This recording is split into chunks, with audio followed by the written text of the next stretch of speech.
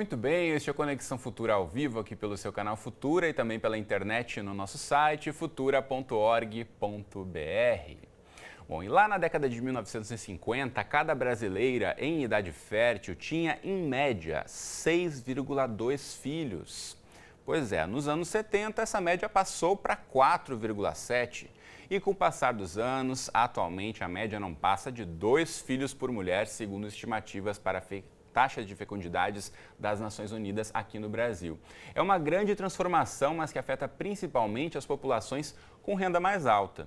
No programa de hoje, a gente vai falar sobre planejamento familiar e discutir as políticas públicas voltadas para essa área. Então, para essa conversa, recebemos aqui no estúdio a Cássia Kirchlanes, ela é médica de família e comunidade. E também conosco, aqui ao meu lado, está a Márcia Stengel, que é psicóloga e professora do programa de pós-graduação de psicologia da PUC Minas.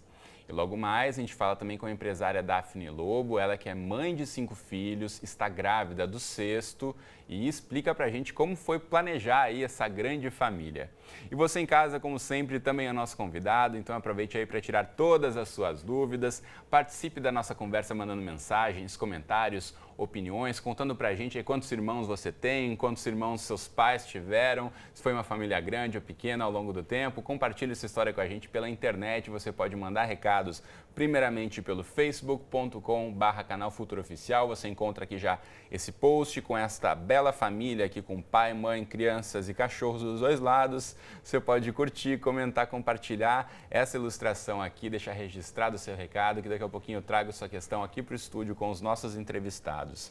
Também pela internet, aproveite aí o nosso Twitter, pegue aí e mande mensagens para o nosso perfil, que é o @canal Futura, ou ainda, bom e velho telefone está sempre disponível, 0 operadora 21 3523 4098. Não perca tempo, mande o seu recado enquanto eu dou as boas-vindas às nossas entrevistadas. Tudo bem com vocês? Bem-vindas ao Conexão. Tudo bom? Obrigada, tudo bom. Bom, quero começar mostrando para você de casa, no site do IBGE, que é o Instituto Brasileiro de Geografia e Estatística, que faz esses levantamentos todos aí sobre a nossa população, taxa de fecundidade e tudo mais. Vamos colocar na tela aqui esse gráfico que mostra simplesmente a taxa de fecundidade total no Brasil de 2000 a 2013. Não precisa entender muito de gráficos, mas aqui você já viu, que estava lá em cima e foi baixando. Então, de 2,4 no ano de 2000, agora aqui para 2013, abaixo do 1,8. E aí eu quero começar a perguntar para a Márcia. Márcia, aqui é um recorte de um pouco mais de uma década, mas essa tendência vem acontecendo as 2 décadas, né? Isso. 3, 4, 5 décadas no Brasil.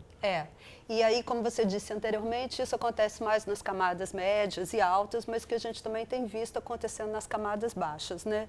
E assim, o ideal hoje é uma família com 2 filhos. Por né? que o ideal é assim, uma família com 2 filhos? Eu acho que, assim, tem um discurso ainda muito frequente de que filho único não é uma boa coisa, né? Assim, porque fica sozinho, porque fica mimado, né? Enfim, umas coisas assim. E aí, então, acho que 2 dá equilibrada nesse sentido, mas possibilita as famílias de sustentarem aquilo que eles acham que é bom para os seus filhos, né? Então, a questão dos estudos, de uma boa moradia, de roupa, de festa, de viagem, né? Aí vai depender de cada família e depender também um pouco do nível socioeconômico. Mas, assim, fica mais fácil para poder viabilizar isso, né? Então, poder manter a família bem, poder fornecer o que normalmente os pais querem é dar aos filhos o que não tiveram na infância também, então dar condições mais dignas e condições de estudo, de que cresçam bem na vida. Né? E aí, se tiver uma família mais extensa, como a vida hoje ficou mais cara, e também assim, hoje a lógica do consumo ela é muito maior, né? E aí a gente tem que pensar consumo não só bens materiais, né? Assim, roupa, tênis, né? Mas assim, mas também a questão dos estudos, das possibilidades, né, que você oferece para o seu filho. Então, com um número menor de filhos, em princípio, né, você pode oferecer mais do que se você tivesse muitos filhos. Como a gente falou lá no comecinho do programa, na década de 50, a média de cada brasileira era de 6,2 filhos. E naquela época as taxas de estudos eram muito menores, o acesso à universidade era muito menor também. A gente vê crescendo, então, também as pessoas estudando mais, as mulheres indo mais para o mercado de trabalho. Agora a Cássia, que está aqui no estúdio com a gente, trabalha muito ainda com jovens, com muitas jovens em comunidades aqui no Rio de Janeiro. De que forma você percebe que essas taxas que vêm caindo têm afetado as adolescentes brasileiras também, Cássia? Na verdade, se sabe que a taxa de fecundidade total diminuiu, mas assim, na faixa etária dos 10 aos 14 anos ela aumentou. Exatamente, um pouco. que são as nossas adolescentes ainda engravidando muito. Dos 10 aos 14 anos e dos 15 aos 19 também aumentou, se separasse por faixa etária. Então, o que eu vejo na população com que eu trabalho, que hoje eu trabalho na Rocinha, que é uma questão talvez de educação, de perspectiva de vida, né? A Márcia vai saber explicar isso melhor do que eu, que nós seguimos os modelos que a gente tem na nossa vida. Então, por que, por exemplo, eu tenho 33 anos, não tenho nenhum filho? Porque eu quis fazer minha faculdade, quis fazer minha residência, quis trabalhar, quis me estabelecer, e bom, agora talvez eu vou começar a planejar ter filho. E por que uma mulher, uma menina de 14 anos que mora numa comunidade, com 17 anos quer ter filho? Às vezes não é nem questão de ser um acidente ou de não saber, mas ela quer, porque ela, assim, a mãe dela teve filho com 17 anos. Isso tem aparecido também nos estudos, né? Na verdade, não é uma gravidez não planejada, é planejada. Ela é adolescente e ela quer ter um filho. Isso, E que eu acho que é importante marcar isso, né? Porque, assim, muitas vezes o discurso é de que os adolescentes, eles não têm informação. E aí tem vários programas, por exemplo, nas escolas, que os programas de educação sexual, que eles falam sobre 3 coisas, que é contracepção, concepção e doenças sexualmente transmissíveis, né? Que também não é exatamente isso que o adolescente está muito interessado. Mas, assim, a informação, de um modo geral, os adolescentes têm, porque hoje é muito fácil a gente ter as informações. Mas é justamente isso que a Cássia está dizendo, quer dizer, qual que é o projeto de vida que essas meninas têm? Então, elas não vão estudar com uma classe média alta, elas também não vão, elas vão trabalhar, mas elas não vão fazer uma carreira, que é diferente. Então, você faz um investimento numa carreira. Agora, se você tem um trabalho que socialmente também não é muito reconhecido, é mais invisível, então, você não vai investir nisso. Então, o que resta? Resta casar, ter filhos, porque isso dá sentido para a vida delas. A gente vai buscando outros sentidos para a nossa vida, né, via profissão, via escolaridade, que isso não é para elas. De certa forma, o que você disse de ter um modelo, né, de ter a adulta, de ter a mãe ou uma tia, enfim, que foi para o trabalho ou foi para a faculdade, isso seria uma forma de se espelhar e poder sair. Agora, se os modelos que você tem circundando a sua família, ninguém saiu de casa, todo mundo teve filho cedo, é isso que você está dizendo, uma repetição. É uma repetição, assim, tanto por modelo quanto por oportunidade, né? Por exemplo, tem famílias que às vezes criados do mesma mãe, mesmo pai, mas um filho, enfim, vai para a faculdade, trabalha e o outro resolve, sei lá, trabalhar no tráfico, por exemplo, filhos da mesma mãe, do mesmo pai. Então tem a questão do modelo, mas tem a questão das oportunidades e a questão de escolha de cada um. Às vezes a gente não pode, nós enquanto profissionais de saúde não podemos entrar no mérito de julgar as situações, né? Então não é uma questão de ser uma perspectiva melhor ou pior dessas pessoas, são perspectivas diferentes, que elas acabam escolhendo de alguma forma. Mas existe sim também uma questão de educação, de acesso, né? De acesso aos métodos, de entendimento de como esses métodos funcionam e de, claro, como que a saúde pública, como que os profissionais da saúde estão disponíveis para explicar. Um exemplo muito simples, assim, às vezes eu não consigo dar anticoncepcional trimestral injetável porque a pessoa não sabe contar os meses do ano. Então, vai fazer em março, daqui a 3 meses vai ser qual mês? Não sei. Então, também a escolha do método, isso pode gerar falha, pode gerar uma gravidez indesejada, enfim, um aborto inseguro, ou uma criança que depois vai ser não bem tratada como se fosse uma criança que foi planejada até pela situação de vida daquela família. Então, tem uma questão de educação também muito importante nesse ponto, né?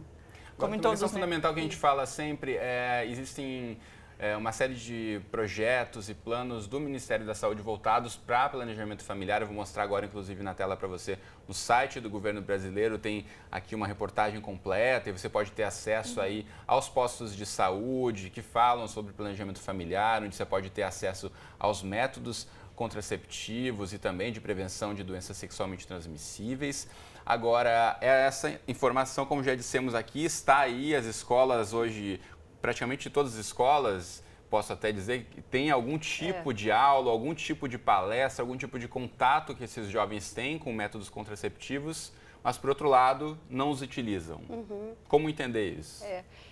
Eu acho que, assim, se a gente pensa especificamente nos adolescentes, eu acho que tem duas coisas.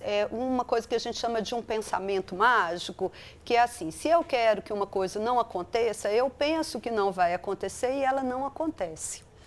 E isso é muito frequente entre os adolescentes. Então, eles falam assim, não, eu não vou engravidar porque eu sou esperta, porque eu não quero, e aí eu não preciso usar o método, né, qualquer que seja ele.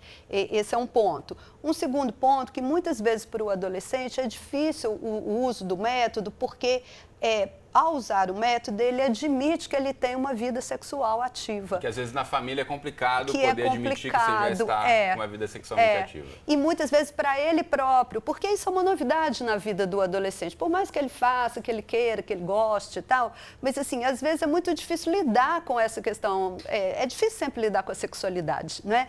Então, assim, ele, é como se ele dissesse assim, bom, se eu uso um método, eu estou admitindo que eu tenho uma vida sexual. Mas se aí, eu já vi muito adolescente falar assim, aconteceu, a lua estava cheia, foi um dia romântico, e aí a gente transou, mas assim, não esperava. Quer dizer, ele cria toda uma situação para isso, que você fala como que ele não esperava que acontecesse, mas ele acredita plenamente que ele não... Mesmo tendo os fatos e os dados, a visão pragmática falta um pouco mais e acaba sendo levado pelo romantismo muitas vezes. E porque é difícil de admitir essa vida sexual ativa. Então, acho que isso também é um ponto que interfere na questão do planejamento familiar. É muito comum as mães trazerem, né, a adolescente assim, ó, eu trouxe ela para tu explicar alguma coisa, para explicar como é que se engravida, que eu não quero que ela está começando a namorar, eu não quero que ela engravide. Então, ela te bota aquela menina do teu lado e toma. Passa a responsabilidade pro profissional de saúde e a mãe que se eximir da responsabilidade de conversar sobre sexo. Isso é muito comum.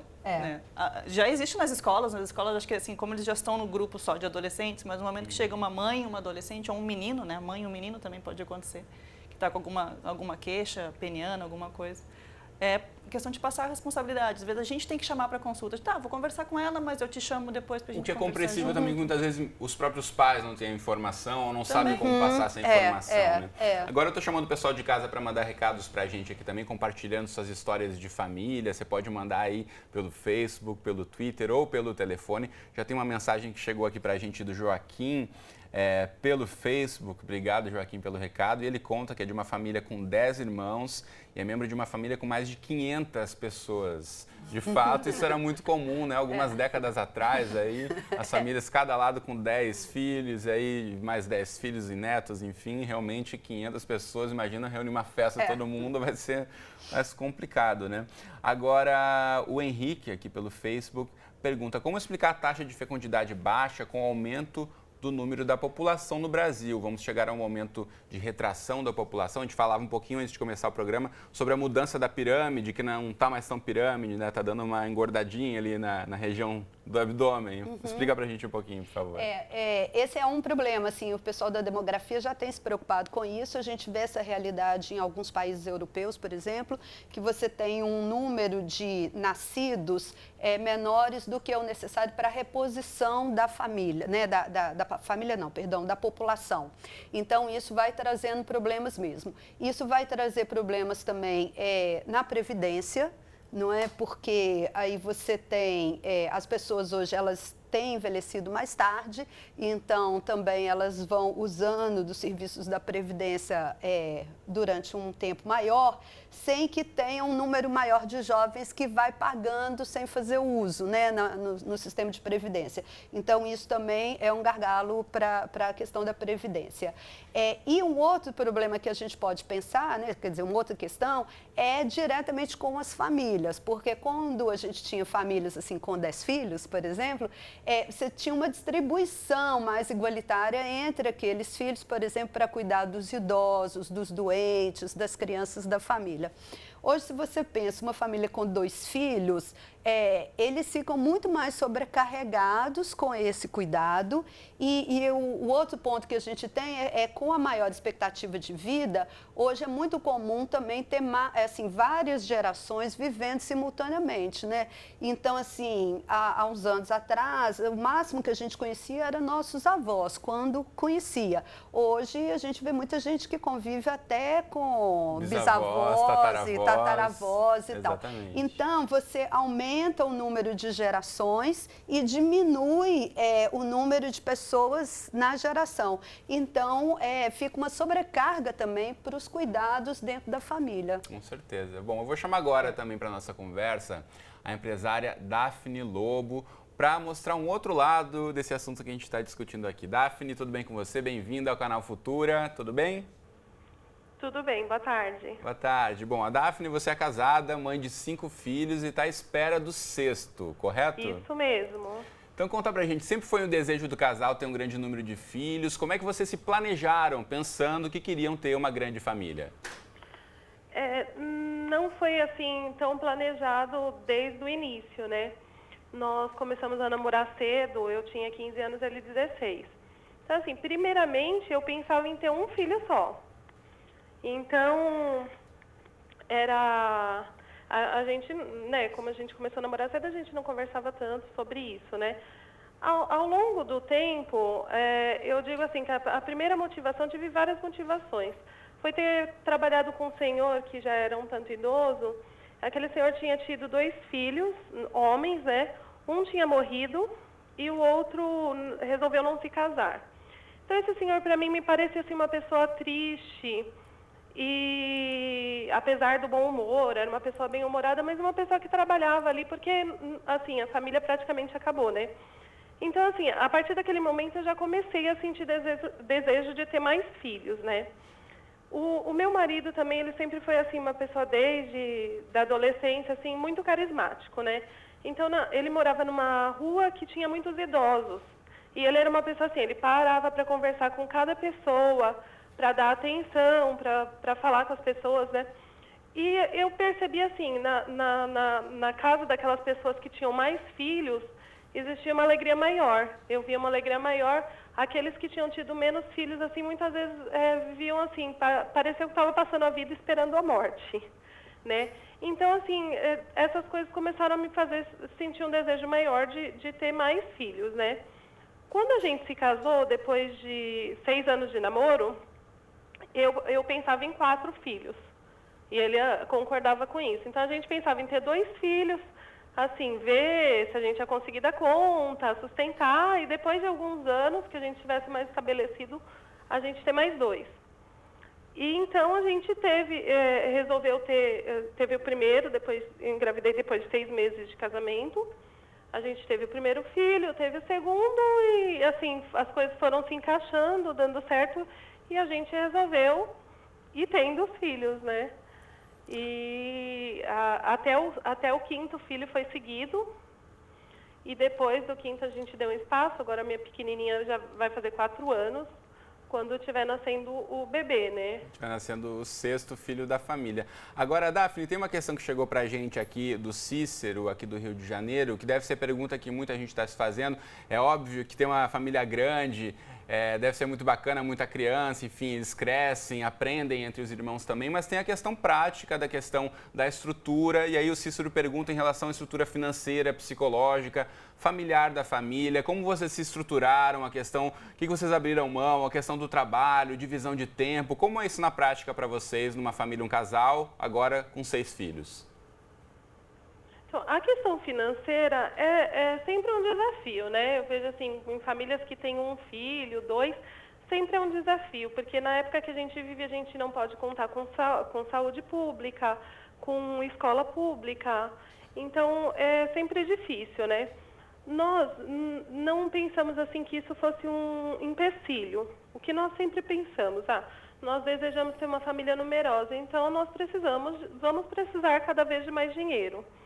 Nós sempre buscamos mais coisas, mais trabalhos, coisas que nos dessem dinheiro. Eu não pensava em parar de trabalhar, sempre corri atrás de coisas. Eu fiz nesses 12 anos de casamento, eu fiz diversas coisas, sempre procurando coisas assim que eu conseguisse conciliar a família, não precisasse sair assim de casa para trabalhar fora, mas que também ajudasse na parte financeira. Então, assim, a gente acaba abraçando coisas que eu não faria, por exemplo, por mim, tipo como trabalhar de madrugada. Eu já tive épocas que eu precisei trabalhar de madrugada, porque durante o dia eu precisava cuidar das crianças e tudo, e foi a maneira que eu encontrei de ajudar o marido a ganhar dinheiro. Comecei a trabalhar com coisas na internet e trabalhei de madrugada. Hoje, graças a Deus, não preciso mais disso. Mas a gente acaba abraçando as oportunidades que a gente talvez não abraçaria.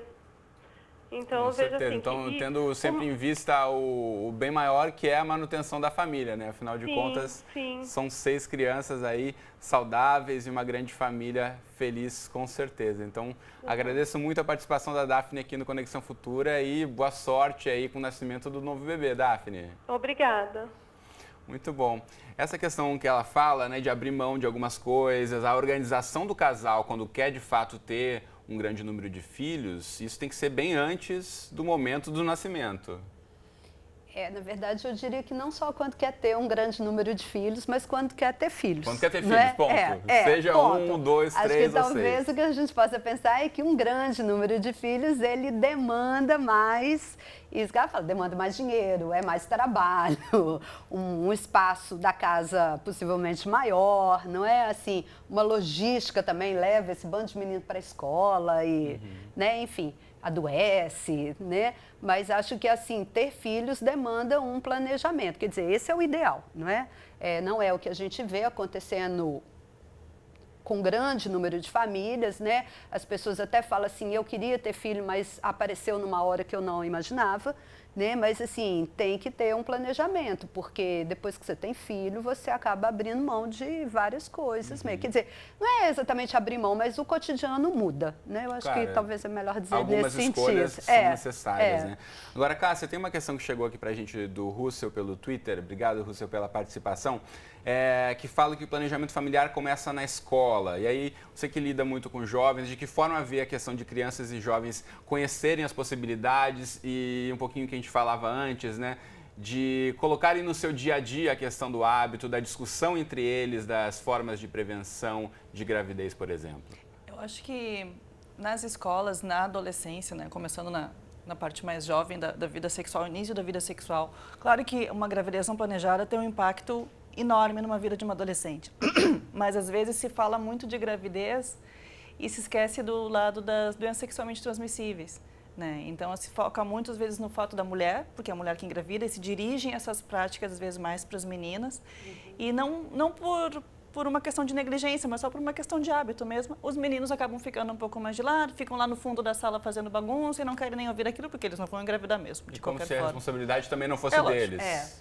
Então, acho que a gente tem que ter esse cuidado de sempre tratar, não fazer essa diferença de gênero, né, quando se fala de planejamento familiar. Senão seria planejamento feminino, né, não familiar, se fala de uma família. E o que seria a definição de planejamento familiar? A pessoa ter tantos filhos quantos ela puder prover. Se ela quiser ter 6 filhos e o que os 6 precisam, ótimo.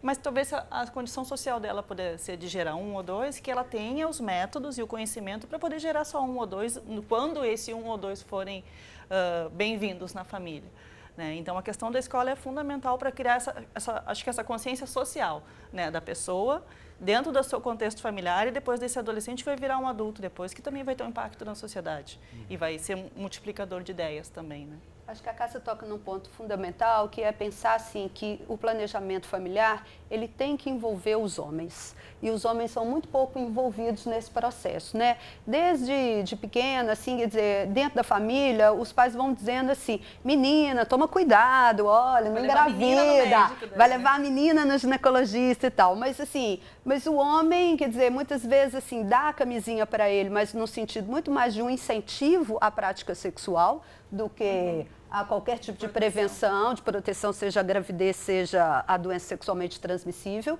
E assim, e aí desresponsabiliza o homem de qualquer coisa. Isso não é uma coisa só de adolescentes, isso é uma coisa de todas as idades, né? A gente vê homens que, por exemplo, sequer eles se dão ao trabalho de perguntar às suas parceiras se elas usam alguma contracepção.